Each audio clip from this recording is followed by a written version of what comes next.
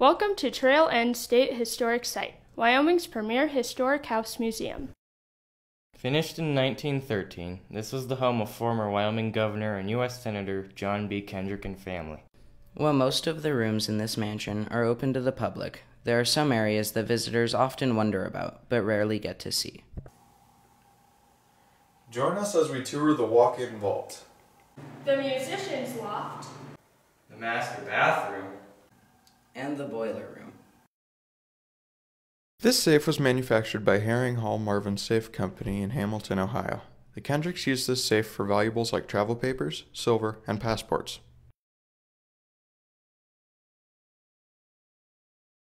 Inside the safe, there are shelves that line the walls, and 4 individually keyed cabinets along the back of the safe. Artifacts are now stored inside this Fort Knox-like vault. Imagine all the money in this vault. Pretty cool, right? Well, none of it was in the safe. It was not surprising that money was not stored in the safe, because Mr. Kendrick was president of the First National Bank of Sheridan in 1900. He continued to serve on the board of directors at the First National Bank, and was also involved in 2 other local banking institutions. Now we look through the secret narrow passageway to the musician's loft. If you're scared, you can hold my hand.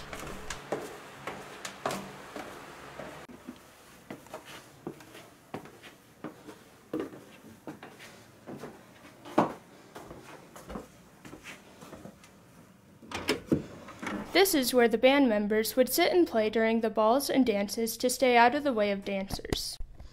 This triangular window was used as a ventilation for the band members. The beams were made of rough-hewn Georgia pine, but the ballroom floor was made of maple. Maple was harder and better to dance on. The wood was to be air-dried, kiln-dried, and inspected before installation. The first party was held on May 23, 1913, for the high school glee club, of which Rosa May was president. Because the party was thrown before electricity was hooked up, the Kendricks used Japanese lanterns for lighting. The Kendricks continued to throw parties throughout their lives, making the ballroom and musician's loft a great and memorable room.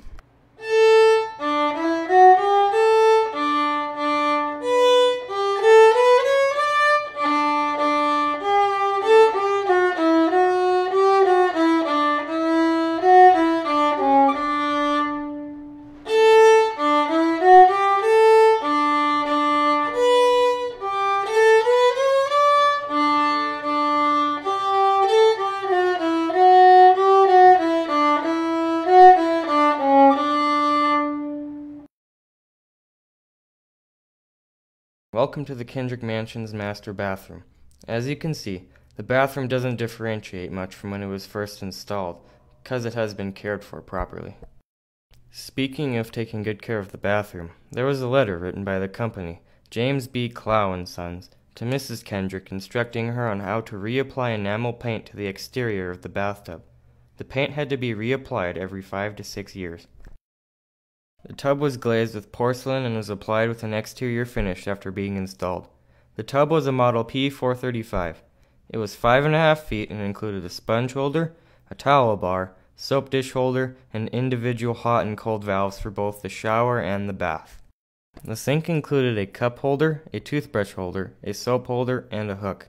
The floor was made of hexagonal pedestal ceramic tiles, and the walls were comprised of porcelain tiles. There was extra storage inside the bathroom, such as the cabinet built into the wall and the small storage room with drawers. The toilet, or water closet as it was called, is a very different model from today's modern toilets, having a birch wood seat that was painted pink. The toilet also had a concealed siphon jet and a low-down adamantose tank with supply pipe to the floor with a wheel handle stub. This is the mansion's largest, grandest, and most modern of the 12 bathrooms. Within the Kendrick Mansion, there are several rooms that are unseen to the public eye. One of these blocked-off rooms is the boiler room. The boiler room is located in the mansion's basement. The room contains lots of large pipes that lead up through the other floors for cooling, heating, and water supply. The room even includes an incinerator built by Cone Manufacturing. Other machinery in the room includes the boiler, external water boiler, and hot water heater. The boiler, built by Crochelle Brothers Company, functions as a closed vessel, which in this case heats water until steam is generated under the pressure, and then used for external use. The external water boiler, manufactured by the American Radiator Company, functions by using thermal expansion principles to bring warmth to separate parts of the house through a series of pipes.